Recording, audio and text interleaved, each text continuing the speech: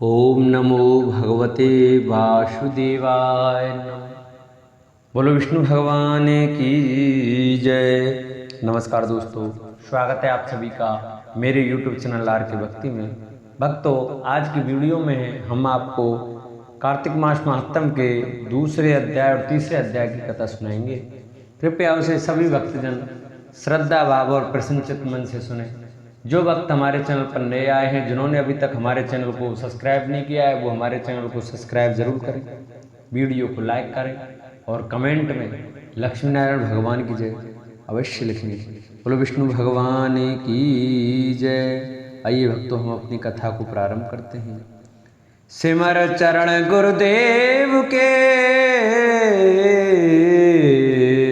सुनाऊं शब्द अनूप, कृपा करें भगवान सच्चिदा आनंद स्वरूप। बोलो विष्णु भगवान की जय। भगवान श्री कृष्ण आगे बोले, हे प्रिय, जब गुणवती को राक्षस द्वारा अपने पति एवं पिता के मारे जाने का समाचार मिला तो वह विलाप करने लगी। हा नाथ, हा पिता, मुझको त्याग कर तुम कहाँ चले गए? मैं अकेली स्त्री तुम्हारे बिना अब क्या करूं? अब मेरे भोजन वस्त्र आदि की व्यवस्था कौन करेगा? घर में प्रेम पूर्वक मेरा पालन पोषण कौन करेगा? मैं कुछ भी नहीं कर सकती। मुझ विधवा की कौन रक्षा करेगा? मैं कहाँ जाऊं? मेरे पास तो अब कोई ठिकाना भी नहीं रहा। इस प्रकार विलाप करते हुए गुणवती चक्कर खाकर धरती पर गिर पड़ी और बेहोश हो गई। बहुत देर के बाद जब उसे होश आया तो वह पहले की भांति करुण विलाप करते हुए शोक सागर में डूब गई। कुछ समय के पश्चात जब वह संभली तो उसे ध्यान आया कि पिता और पति की मृत्यु के बाद मुझे उनकी क्रिया करनी चाहिए जिससे उनकी गति हो सके। इसलिए उसने अपने घर का सारा सामान बेच दिया और उससे प्राप्त धन से उसने अपने पिता एवं पति का श्राद्ध आदि कर्म किया। तत्पश्चात वह उसी नगर में रहते हुए आठों पैर भगवान विष्णु की भक्ति करने लगी। उसने मृत्यु पर्यंत तक नियम पूर्वक सभी एकादशियों का व्रत और कार्तिक महीने में उपवास एवं व्रत किए। हे प्रिय, एकादशी और कार्तिक व्रत में मुझे बहुत ही प्रिय हैं। इनसे मुक्ति, भक्ति, पुत्र तथा संपत्ति प्राप्त होती है। कार्तिक मास में जब तुला राशि पर सूर्य आता है तब ब्रह्म मुहूर्त में उठकर स्नान करने व व्रत व उपवास करने वाले मनुष्य मुझे बहुत प्रिय हैं, क्योंकि यदि उन्होंने पाप भी किए हों तो भी स्नान व व्रत के प्रभाव से उन्हें मोक्ष प्राप्त हो जाता है। कार्तिक में स्नान, जागरण, दीपदान तथा तुलसी के पौधे की रक्षा करने वाले मनुष्य साक्षात भगवान विष्णु के समान हैं। कार्तिक मास में मंदिर में झाड़ू लगाने वाले, स्वस्तिक बनाने वाले तथा भगवान विष्णु की पूजा करने वाले मनुष्य जन्म मरण के चक्कर से छुटकारा पा जाते हैं। यह सुनकर गुणवती भी प्रत्येक श्रद्धा पूर्वक कार्तिक का व्रत और भगवान विष्णु की पूजा करने लगी। हे प्रिय, एक बार उसे ज्वर हो गया और वह बहुत कमजोर भी हो गई। फिर भी वह किसी प्रकार गंगा स्नान के लिए चली गई। गंगा तक तो पहुंच गई, परंतु शीत के कारण वह बुरी तरह से कांप रही थी। इस कारण वह शीतल हो गई। तब मेरे भगवान विष्णु के दूत उसे मेरे धाम में ले आए। तत्पश्चात ब्रह्मा आदि देवताओं की प्रार्थना पर जब मैंने कृष्ण का अवतार लिया तो मेरे गण भी मेरे साथ इस पृथ्वी पर आए, जो इस समय यादव हैं। तुम्हारे पिता पूर्व जन्म में देव शर्मा थे तो इस समय सत्राजित हैं। पूर्व जन्म में चंद्र शर्मा जो तुम्हारा पति था वह डाकू और था। हे देवी, तू ही वह गुणवती है। कार्तिक व्रत के प्रभाव के कारण ही तू मेरी अर्धांगिनी हुई है। पूर्व जन्म में तुमने मेरे मंदिर के द्वार पर तुलसी का पौधा लगाया था। इस समय वह तेरे महलों के आंगन में कल वृक्ष के रूप में विद्यमान है। उस जन्म में जो तुमने दीपदान किया था उसी कारण तुम्हारी देह इतनी सुंदर है। और तुम्हारे घर में साक्षात लक्ष्मी का वास है, क्योंकि तुमने पूर्व जन्म में अपने सभी व्रतों का फल पति स्वरूप विष्णु को अर्पित किया था। उसी के प्रभाव से इस जन्म में तुम मेरी प्रिय पत्नी हुई हो। पूर्व जन्म में तुमने नियम पूर्वक जो कार्तिक मास का व्रत किया था, उसी के कारण मेरा और तुम्हारा कभी वियोग नहीं होगा। इस प्रकार कार्तिक मास में व्रत आदि करने वाले मनुष्य मुझे तुम्हारे समान प्रिय हैं। दूसरे जप तप यज्ञ दान आदि करने से प्राप्त फल कार्तिक मास में किए गए व्रत के फल से बहुत थोड़ा होता है, अर्थात कार्तिक मास के व्रतों का 16वां भाग भी नहीं होता। इस प्रकार सत्यभामा भगवान श्री कृष्ण के मुख से अपने पूर्व जन्म का प्रभाव सुनकर बहुत प्रसन्न हुई। सत्यभामा ने कहा, हे प्रभु, आप तो सभी काल में व्यापक हैं और सभी काल आपके आगे एक समान हैं, फिर वह कार्तिक मास ही सभी मासों में श्रेष्ठ क्यों है? आप सब तिथियों में एकादशी और सभी मासों में कार्तिक मास को ही अपना प्रिय क्यों कहते हैं? इसका कारण बताइए। भगवान श्री कृष्ण ने कहा, हे भामिनी, तुमने बहुत अच्छा प्रश्न किया है, मैं तुम्हें इसका उत्तर देता हूं, ध्यान पूर्वक सुनो। इसी प्रकार एक बार महाराज बेन के पुत्र राजा पृथु ने प्रश्न के उत्तर में देवर्षि नारद से प्रश्न किया था, और जिसका उत्तर देते हुए नारद जी ने उसे कार्तिक मास की महिमा बताते हुए कहा था, हे राजन, एक समय शंख नाम का एक राक्षस बहुत बलवान एवं अत्याचारी हो गया। उसे अत्याचारों से तीनों लोकों में त्राही त्राही मच गई। उस शंकासुर ने स्वर्ग में निवास करने वाले देवताओं पर विजय प्राप्त कर इंद्रादि देवताओं एवं लोकपालों के अधिकारों को छीन लिया। उससे भयभीत होकर समस्त देवता अपने परिवार के सदस्यों के साथ सुमेरु पर्वत की गुफा में बहुत दिनों तक छिपे रहे। तत्पश्चात वे निश्चित होकर सुमेरु पर्वत की गुफाओं में ही रहने लगे। उधर जब शंकासुर को इस बात का पता चला कि देवता आनंद पूर्वक सुमेरु पर्वत की गुफाओं में निवास कर रहे हैं, तो उसने सोचा कि ऐसी कोई दिव्य शक्ति अवश्य है जिसके प्रभाव से अधिकारहीन यह देवता अभी भी बलवान है। सोचते सोचते वह निर्णय पर पहुंचा कि वेद मंत्रों के बल के कारण ही देवता बलवान हो गए हैं। यदि इनसे वेद छीन लिए जाएं तो वे बलहीन हो जाएंगे। ऐसा विचार कर शंकासुर ब्रह्मा जी के सत्यलोक से शीघ्र ही वेदों को हरलाया। उसके द्वारा ले जाए जाते हुए भय से उसके चंगुल से निकल भागे और जल में समा गए। शंकासुर ने वेद मंत्रों तथा बीज मंत्रों को ढूंढते हुए सागर में प्रवेश किया, परंतु ना तो उसको वेद मंत्र मिले और ना ही बीज मंत्र। जब शंकासुर सागर से निराश होकर वापस लौटा तो उस समय ब्रह्मा जी पूजा की सामग्री लेकर सभी देवताओं के साथ भगवान विष्णु की शरण में पहुंचे और भगवान को गहरी निद्रा से जगाने के लिए गाने बजाने लगे और धूप गंध आदि से बारंबार उनका पूजन करने लगे। धूप दीप नैवेद्य आदि अर्पित किए जाने पर भगवान की निद्रा टूटी और वे देवताओं सहित ब्रह्मा जी को अपना पूजन करते हुए देखकर बहुत प्रसन्न हुए तथा कहने लगे, मैं आप लोगों के इस कीर्तन एवं मंगलाचरण से बहुत प्रसन्न हूँ। आप अपना अभिष्ट वरदान मांगिए, मैं अवश्य प्रदान करूंगा।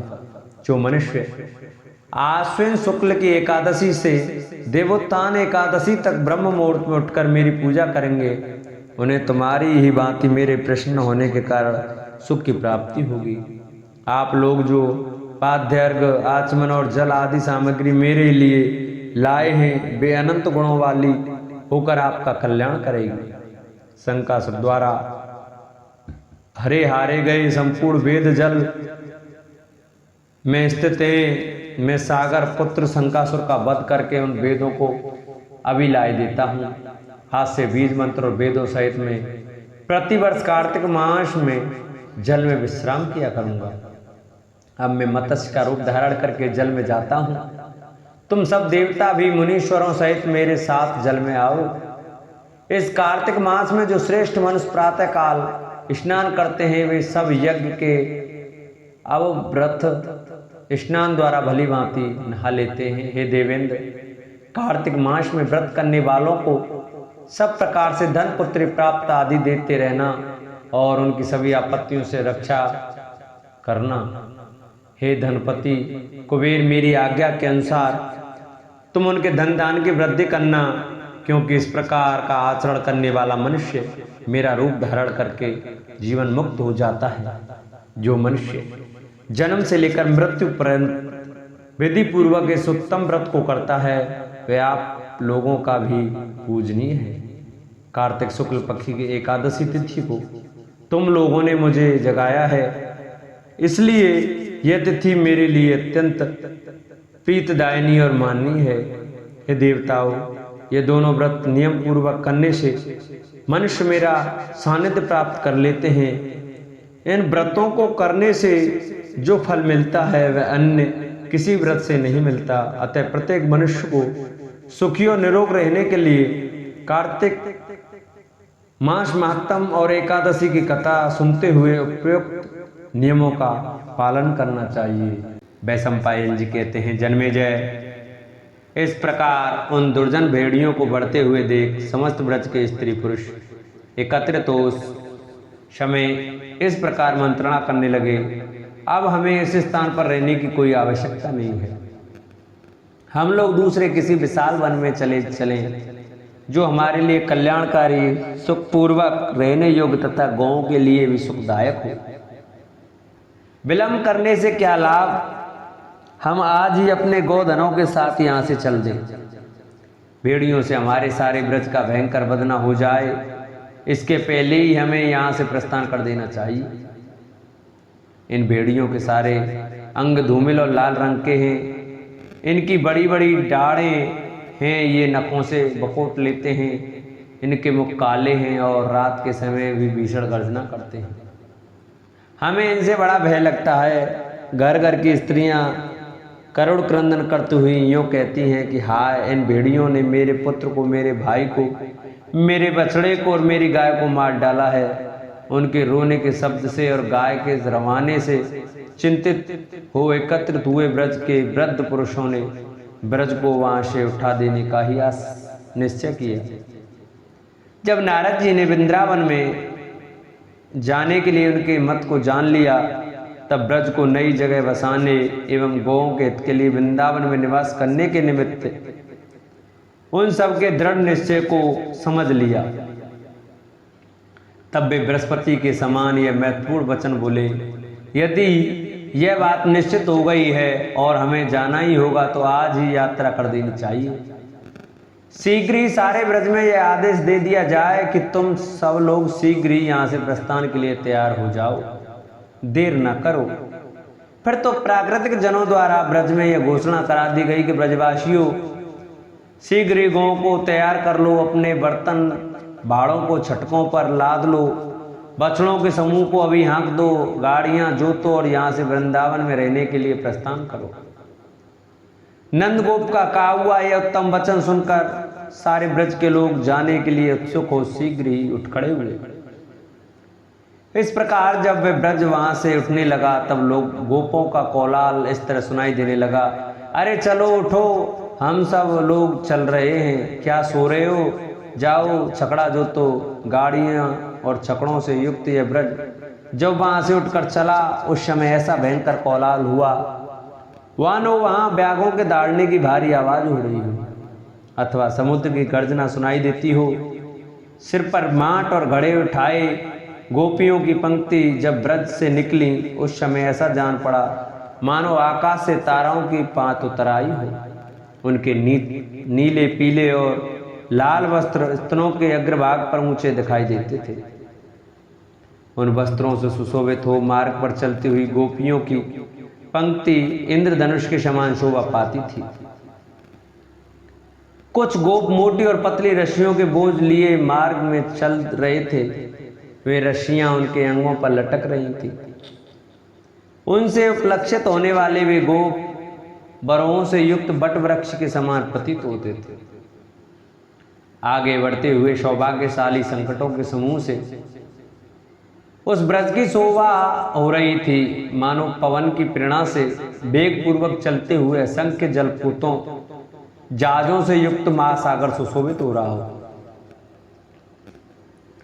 एक ही क्षण में ब्रज का यह स्थान उसर भूमि के समान सूना हो गया। वहां जो अन्न आदि द्रव्यों के कण बिखरे हुए थे उनके कारण उस स्थान पर कौओं की मंडली छा गई।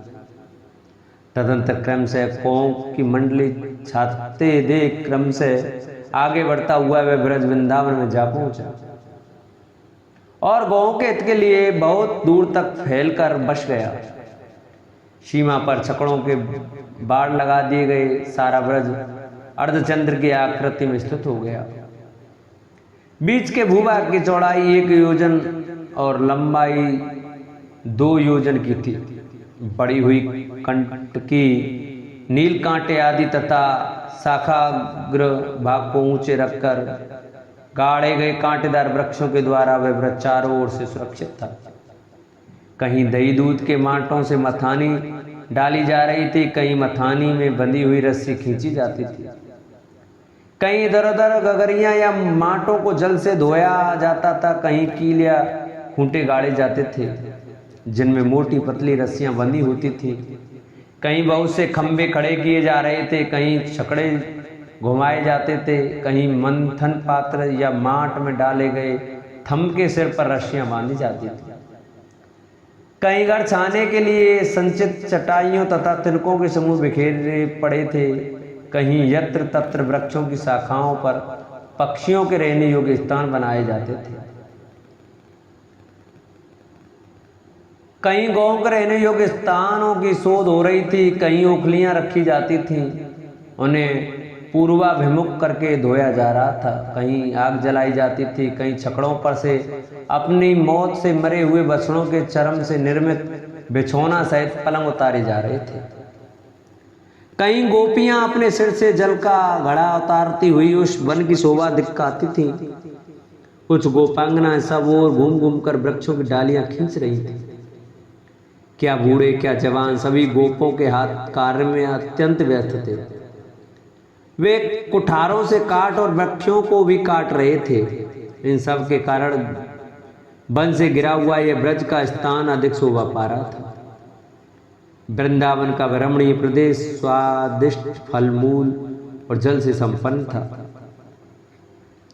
ब्रज की वे सभी कामधेनु गौएं समस्त पक्षियों के कलरवों से मुखरित और नंदन सदृश काननों से युक्त वृंदावन में पहुंच गई।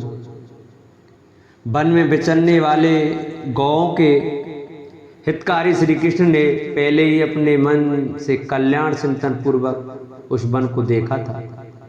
यह अत्यंत यद्यपि उस समय बहुत ही रूखे गर्मी के महीने का अंतिम भाग आषाढ़ बीत रहा था, तो भी वहां घास पात बहुत बढ़ने वाला मानो इंद्रदेव अमृत की वर्षा कर रहे हों।